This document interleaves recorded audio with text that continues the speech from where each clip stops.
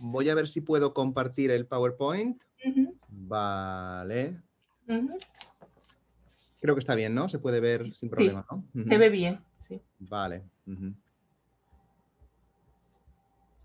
Pues, de acuerdo, pues cuando quiera. Ujú. Cuando quiera usted, sí. Vale, Ujú. muy bien. Pues como ven en el título, voy a hablar de Diego Collado, un misionero español en Japón en el siglo XVII. En 1632 se publicó en Roma la primera gramática del japonés impresa en Europa.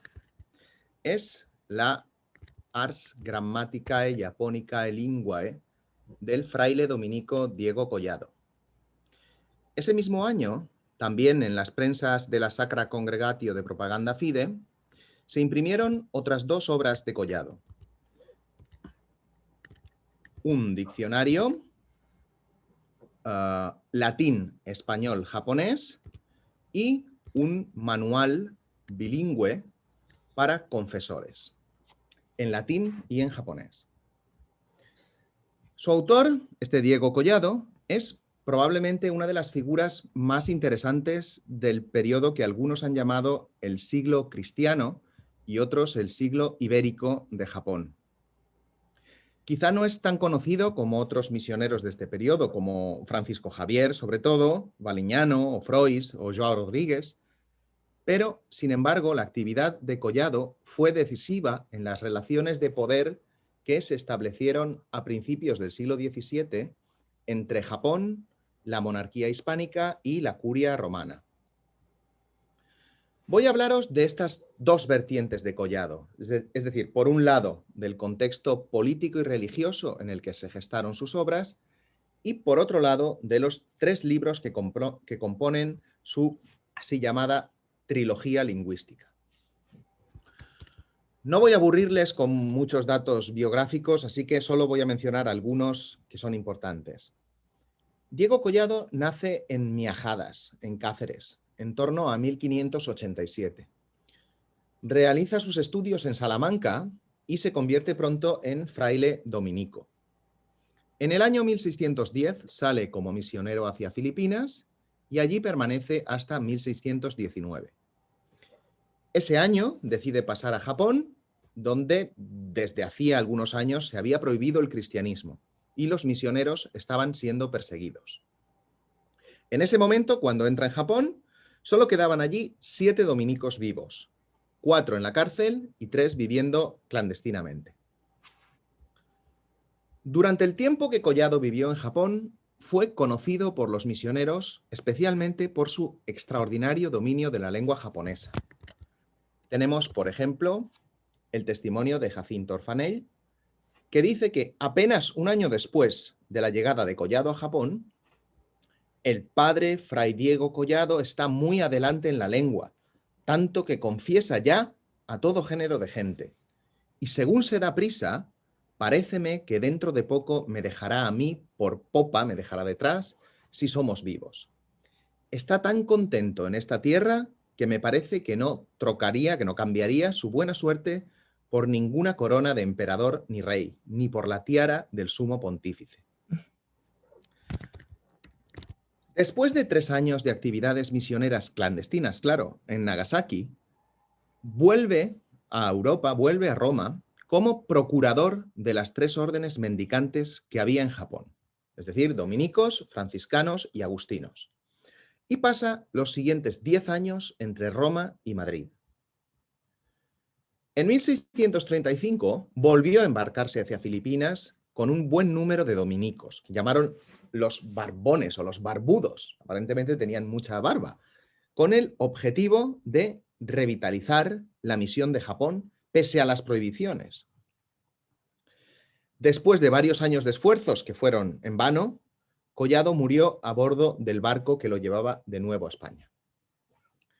Collado escribió numerosos memoriales y cartas, pero sobre todo fue autor de 4 importantes obras. Por un lado, la mencionada trilogía lingüística, su gramática, diccionario y el manual de confesores, y por otro lado, la última parte, la conclusión de la obra de Jacinto Orfanell, Historia eclesiástica de los sucesos de la cristiandad de Japón. Todas estas obras fueron publicadas en apenas un año, al final de su periodo como procurador de las órdenes mendicantes en Roma y Madrid. Este fue, sin duda, el periodo más prolífico de Collado, tanto en su vertiente literaria como en su vertiente política. En esta última, en la dimensión política, Collado desarrolló una intensa actividad como mediador entre las órdenes mendicantes, la Sacra Congregatio de Propaganda Fide y la monarquía hispánica. En mi opinión, esta actividad política determinó la otra vertiente, la otra dimensión de Collado, su actividad literaria, específicamente el tipo de textos que compuso, su orientación y sus principales características, como vamos a ver.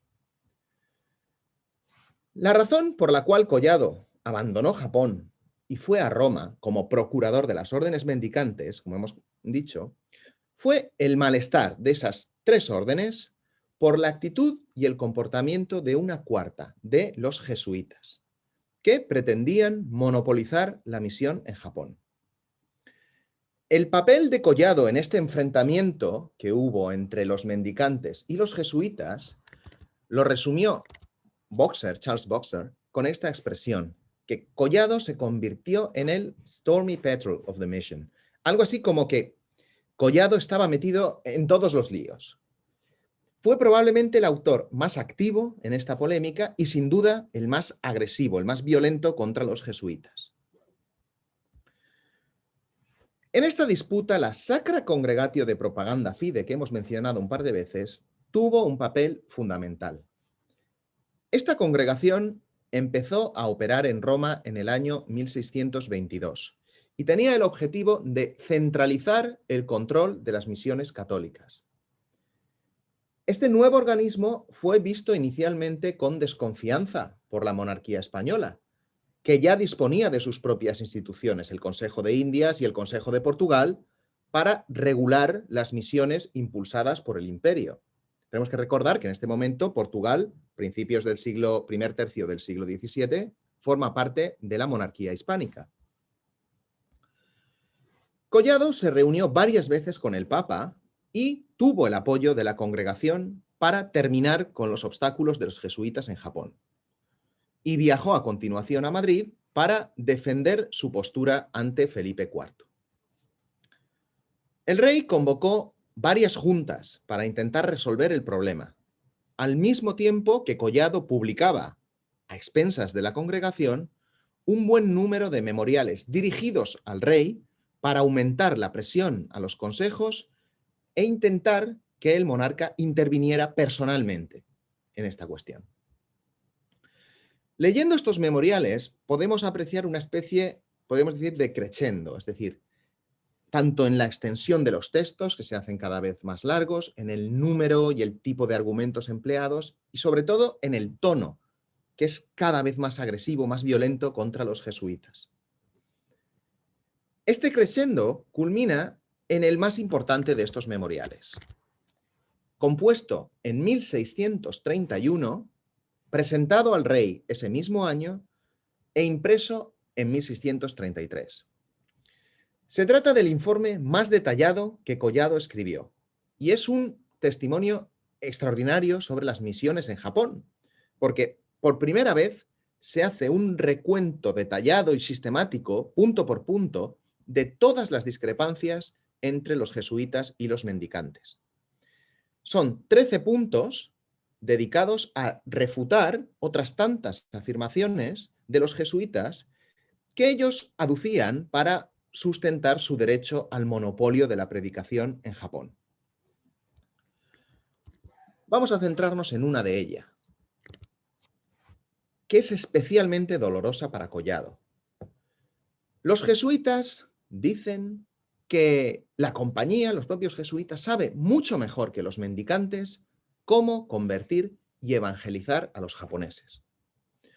Dicen los de la compañía que ellos solos saben el modo prudente y que se debe guardar para convertir los japoneses, es la forma del siglo XVI y XVII. Y que los demás es decir, los mendicantes, con sus prisas y celo demasiado e imprudencia, antes hacen daño, es decir, más bien hacen daño y echan a perder lo que la compañía, lo que los jesuitas edifican. Ante esta declaración, Collado primero recuerda la tradición letrada de los dominicos, con Santo Tomás y otros teólogos, y acaba explotando contra los jesuitas, acusándoles de soberbia y arrogancia luciferina, diabólica, del demonio, que hace agravio a la ciencia, al celo santo, a la prudencia y a la antigüedad de experiencia que se tiene en la Iglesia de las demás religiones, órdenes religiosas. Es en este punto donde creo que está la clave para entender el propósito de la trilogía lingüística de Collado.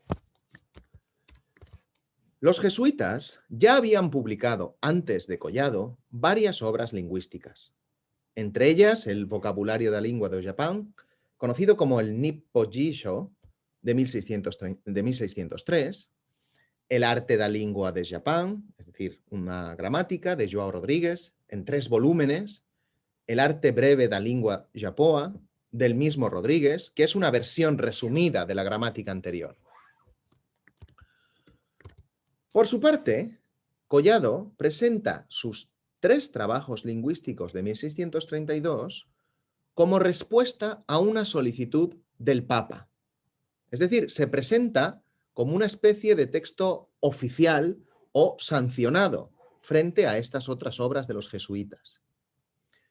En segundo lugar, Collado publica estas obras en latín, con un afán universalista que no tenían las gramáticas y los vocabularios anteriores, que están escritos en portugués y dirigidos fundamentalmente a jesuitas, a los jesuitas portugueses. Mediante estos textos, es mi interpretación, en definitiva, Collado pretendía demostrar la valía e incluso la superioridad intelectual de su orden, de los dominicos, cuya tradición en las letras y en la predicación había defendido en el Memorial. Otro aspecto que apunta en esta dirección es la elección del modelo gramatical. Estas gramáticas portuguesas que hemos mencionado seguían el modelo de Institutione Grammatica del portugués Manuel Álvares. Collado, sin embargo, decide seguir el modelo mucho más prestigioso de Antonio de Nebrija, haciendo encajar la lengua japonesa en la descripción lingüística del latín de Nebrija. De acuerdo con el orden que sigue Nebrija en su gramática latina, que es el orden de las palabras, Collado repasa el nombre y su declinación. Es decir, la declinación afirma que las palabras japonesas se declinan, como el latín. El pronombre, la formación y la conjugación de los verbos, los adverbios, las preposiciones, las conjunciones, la sintaxis y lo que él llama la aritmética japonesa, es decir, la expresión de los números. Este es el orden que había seguido Nebrija para la descripción del latín y el mismo que sigue para el japonés. Por estas páginas, las páginas de la gramática japonesa, vamos a ver entonces cómo se analiza, por ejemplo, el ablativo, el pretérito pluscuamperfecto de subjuntivo, el gerundio, gerundivo, el supino, es decir, categorías gramaticales del latín que se analizan para el japonés también. Son algunos de los casos simplemente. Es decir, Collado va a intentar exprimir la lengua japonesa, que es muy diferente de una lengua flexiva como el latín, para intentar encontrar equivalentes a las categorías gramaticales latinas, tal como las describe Nebrija. Pero además, Collado escribe un prólogo al lector en el que presenta algunos consejos para la perfecta pronunciación del japonés. Tenemos aquí, advertentiae aliquae pro japonicae linguae perfecta pronunciazione. Para ello, inventa un sistema de notación de signos diacríticos. Utiliza acento grave, acento agudo, acento circunflejo, la lineta de la abreviatura, con la que está en nuestra ñ, un signo también como el háček de las lenguas eslavas. La gramática de Collado, por tanto, es también útil para la dimensión oral de la lengua, para la perfecta pronunciación de la lengua, algo que es obviamente fundamental para los predicadores que quieren ir a Japón. Es entonces otra ventaja más frente a las gramáticas jesuitas, y en este caso una de tipo práctico para los misioneros. Además del texto imprimido en Roma en 1632, tenemos otros dos testimonios de la gramática de Collado. En la British Library de Londres se conserva un manuscrito del texto completo, pero en lengua castellana. Fue escrito en el siglo XVII y no hay indicación de fecha ni de autor en el manuscrito.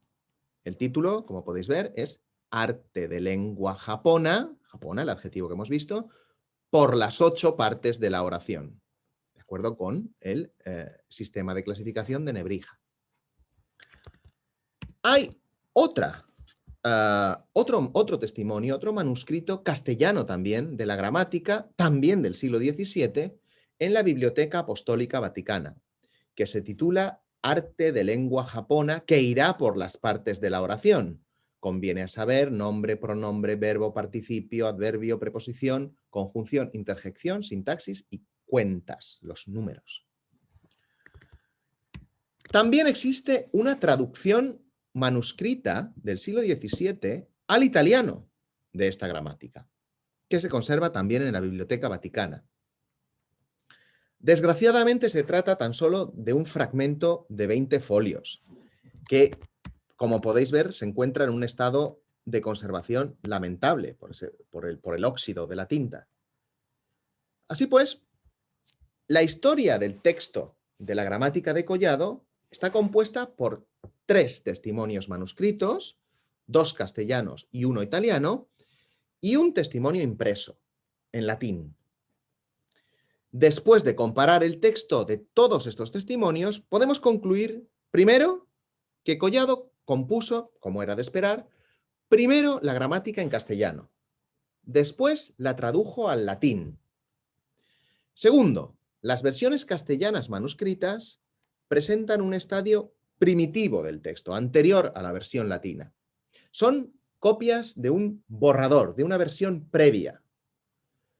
Tercero, la traducción italiana, casi con toda seguridad, se llevó a cabo a partir del manuscrito castellano, el segundo que hemos mencionado, el de la Biblioteca Vaticana, y no de la versión impresa.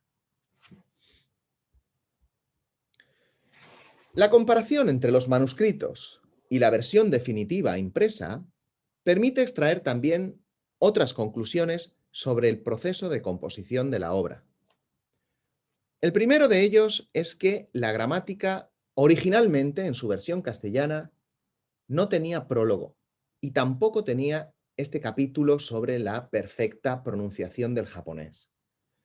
Lo que encontramos es, diseminadas a lo largo del texto, diversas explicaciones sobre cómo debe pronunciarse el japonés, sobre todo en los primeros capítulos. En la versión latina, en la versión impresa, la definitiva, todas esas explicaciones diseminadas a lo largo del texto se eliminan de esos lugares, se recogen y se reúnen en este prólogo sistematizadas.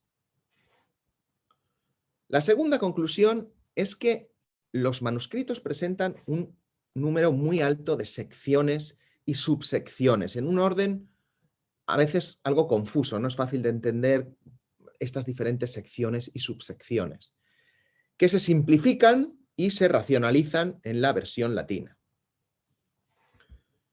Tercero es que en los ejemplos en japonés de los manuscritos encontramos referencias a ciudades españolas. Por ejemplo, si se utiliza un ejemplo para voy a una ciudad, se utilizan ciudades como Sevilla o Madrid. Voy a Sevilla, voy a Madrid, y luego se traduce al japonés. Se utilizan también nombres propios españoles, algunos de misioneros que estuvieron en Japón con Collado, como Castellet o Vázquez. Son los nombres que se utilizan en los ejemplos en japonés. Pues bien, estas referencias de los manuscritos se sustituyen en la versión latina por ciudades como Roma y nombres como Pedro, en un intento claro de hacer la gramática más universal, más neutra. Eso en cuanto a la gramática. En el caso del diccionario, también contamos con otro testimonio aparte de la versión impresa en 1632. Y es especialmente importante porque es un manuscrito autógrafo, es decir, de la propia mano de Collado, de un borrador del diccionario. En este borrador, Collado todavía no ha añadido las palabras latinas, así que es un borrador solo castellano-japonés.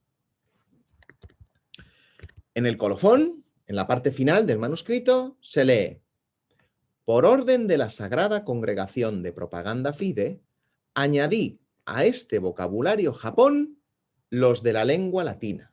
Es decir, añadió a este diccionario manuscrito japonés-castellano los términos latinos. Y luego vemos, como podéis ver aquí al final, la firma Fray Diego Collado Ordinis Praedicatorum. Pero, además, estas anotaciones autógrafas en este manuscrito, sumadas a la información de los otros textos que Collado publicó en este año, nos dan una rica información cronológica que nos permite reconstruir el proceso de composición de la trilogía lingüística desde 1631 hasta 1632. En el primer folio del manuscrito, del diccionario manuscrito, se lee: año de 1631, Fray Diego Collado Ordinis Praedicatorum en Madrid. Es decir, que este primer folio, que Collado empieza su diccionario castellano-japonés, este borrador, sin ningún orden concreto, es decir, en el manuscrito no tenemos orden alfabético, simplemente son las palabras que le están viniendo a la memoria y las va apuntando sin ningún orden concreto. Vemos que lo empieza en algún momento de 1631. Al final del manuscrito, en el colofón, dice que el diccionario se imprimió en Roma este año de 1632 por agosto y septiembre. Y dice también que cuando pueda hará adiciones con nuevas palabras, es decir, es un proceso continuo. Él sigue recordando, sigue pensando en nuevas palabras que va acumulando y en algún momento actualizará este diccionario. Por tanto, este colofón del diccionario está escrito después de imprimirse el diccionario trilingüe, pero en el mismo año 1632. Si vamos ahora al diccionario impreso, este está fechado el 31 de julio de 1632 y se dice que fue la última de las 3 obras lingüísticas en imprimirse. También aquí en el prólogo se recomienda que el lector preste más atención a la traducción castellana, porque ha tenido que añadir la traducción latina a toda prisa. En algunas copias del diccionario que se han conservado, del diccionario impreso, esta primera versión está encuadernada junto con estas adiciones que Collado había prometido. Y también tienen la fecha de 1632. La tercera de las obras de la trilogía lingüística, este manual bilingüe de confesores, se termina el 8 de julio de 1632. Y Collado dice en el prólogo que la gramática ya estaba impresa. Finalmente, siguiendo el hilo cronológico, la gramática se terminó el 30 de agosto de 1631. Si combinamos todos estos datos cronológicos, tenemos este proceso de composición. No lo voy a leer, no voy a aburriros, pero Lo importante de esta cronología, lo fundamental, es que entre principios de 1631, cuando empieza el diccionario, y finales de 1632, Collado está llevando una actividad frenética para terminar cuanto antes estas obras e imprimirlas inmediatamente. Incluso admite, como hemos visto, que ha terminado algunas de ellas con prisas para llevarlas a la imprenta cuanto antes.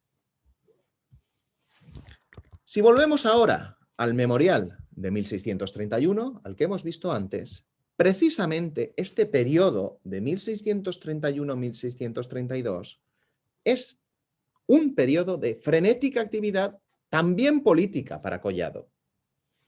Él mismo explica que este memorial, que ha terminado en 1631, provocó que el rey Felipe IV convocara una reunión con los consejos de India y Portugal.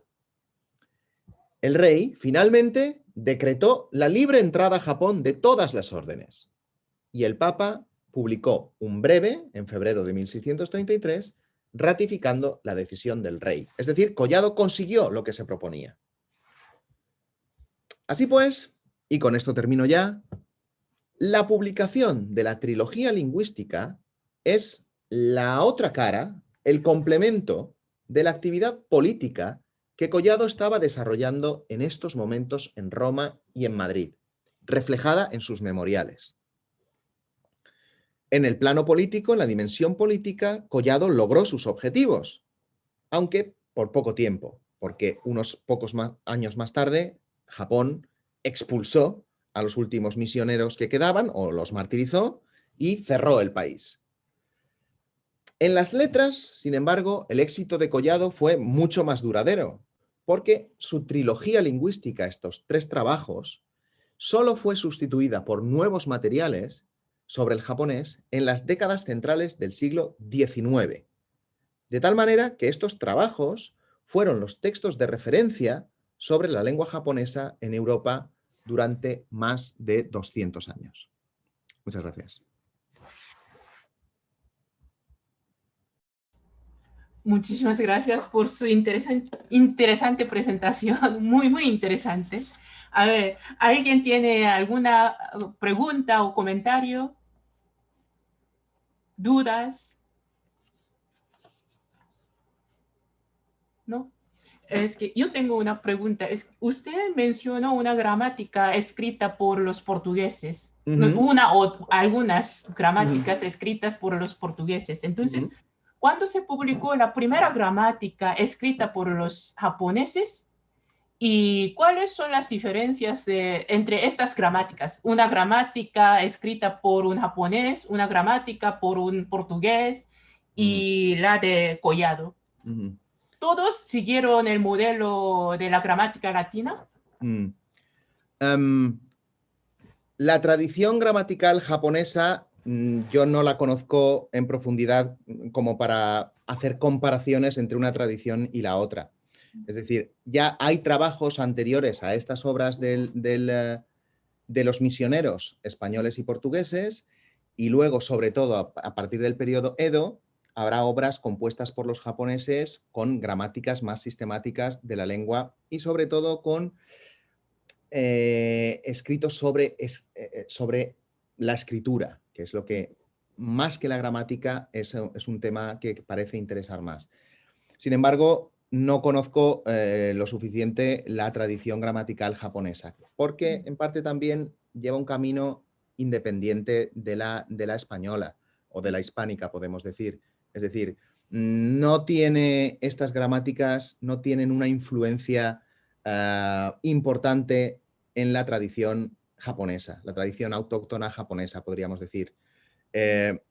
No tuvieron una circulación más allá de los círculos misioneros o más tarde eruditos del siglo XVIII en Europa.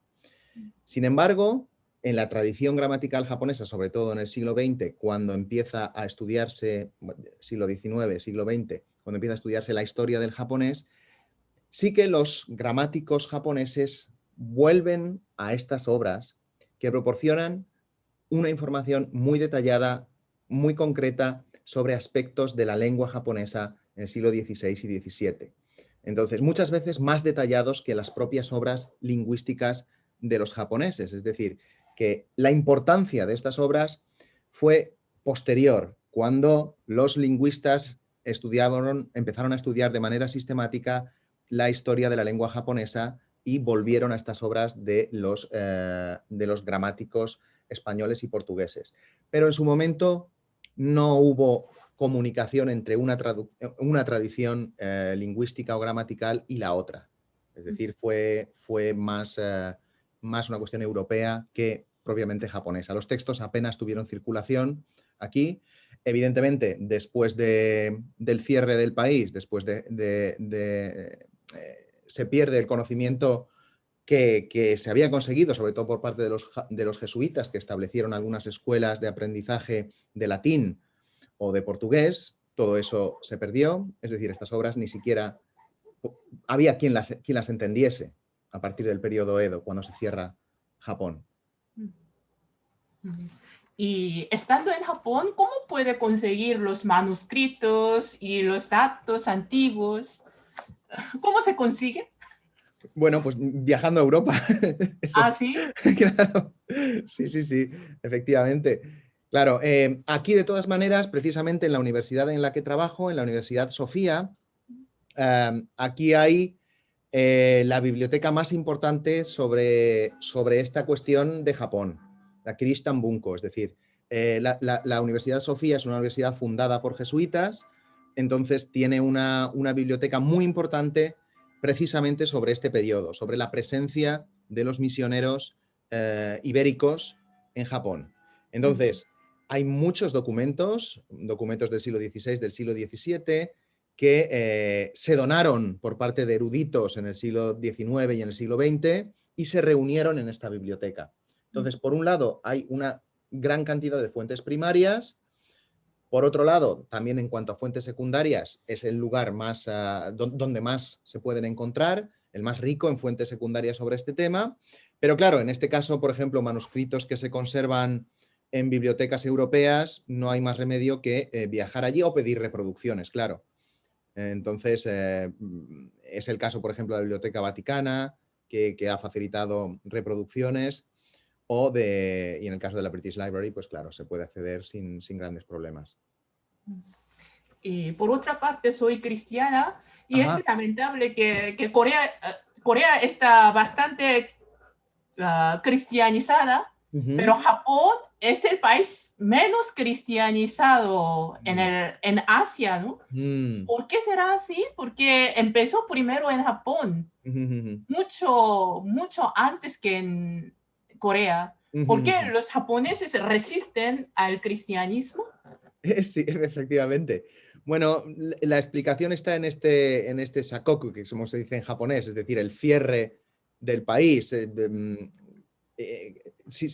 No sé si conocen, a mediados del siglo XVI, Japón está atravesando lo que se llama el periodo de guerras o periodo de países en guerra. Es decir, hace tiempo que el emperador ha perdido el poder real en Japón, y lo que ocurre es que una serie de, podemos decir en términos europeos, de señores feudales están disputándose el poder los unos con los otros, decenas de señores feudales. Entonces, en mediados del siglo XVI aparecen lo que se llaman los tres grandes unificadores de Japón, es decir, tres líderes militares que consiguen, en parte también por la llegada de los europeos que les dan las armas de fuego. Entonces, establecen un comercio, el primero de ellos, Oda Nobunaga, y consigue superioridad militar sobre el resto de daimios y unifican el país. Entonces, parte de esta unificación política es también la unificación religiosa, claro, siempre han ido de la mano uno y el otro, ¿no? Entonces, la presencia de los cristianos suponía un problema para los unificadores de Japón, un problema de lealtades, es decir, si alguno de estos líderes locales presentaba alguna relación religiosa o política con estos nuevos bárbaros del sur, como se dice en japonés, a los europeos que están llegando, piensan que puede haber un conflicto de lealtades. Entonces, como en la historia siempre ha ocurrido, la unificación política suele llevar también de la mano una unificación religiosa. Entonces, una de las decisiones, o sea, uno de los factores quizá fundamentales en la decisión política de cerrar el país, es decir, Japón tiene una historia única, en parte, en la historia mundial, porque durante más de 200 años estuvo casi completamente aislado del exterior. Es decir, no se permitía la salida ni la entrada de Japón. Entonces, estuvo aislado y separado de todos. Entonces, uno de los factores fundamentales fue eso, cómo los cristianos empezaban a extenderse y suponían un problema para esta unificación política que se estaba llevando por parte de algunos líderes militares de Japón. Entonces, yo creo que eso es lo que explica fundamentalmente esa evolución diferente del cristianismo en Japón y en otros países, cómo se cierra completamente el país durante 200 años y luego ya cuando entra a finales del siglo XIX, cuando se abre Japón, en el periodo Meiji, ya las circunstancias son completamente diferentes. Entonces la extensión del cristianismo ya se enfrenta a nuevos problemas en el siglo XIX y entonces ha encontrado una evolución muy diferente a la de otros países como Corea u otros. Muchísimas gracias. Ha sido un placer escucharlo. Muchas gracias. Para mí también. Muchas gracias. Gracias.